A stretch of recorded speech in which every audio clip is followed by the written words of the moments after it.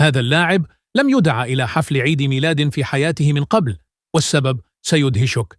إنغولو كانتي يعد من أكثر لاعبي كرة القدم تواضعاً في التاريخ، كما أنه خجول للغاية. في مقابلة كشف المدافع البرازيلي السابق فيليبي ساد أنه عندما كان يلعب مع كانتي في فرنسا دعاه لحفل عيد ميلاده، وكانتي حضر بطريقة لا تنسى، واضعاً خوذته على ظهره وحاملاً حقيبة بها بعض الحلوى.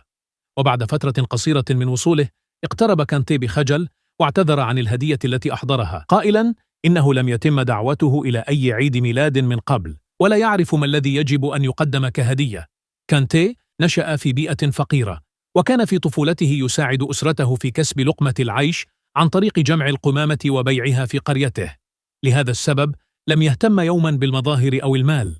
رغم كل الصعوبات، كانتي ما زال يحتفظ بابتسامته الخجولة، ويجد صعوبة في الحديث مع الناس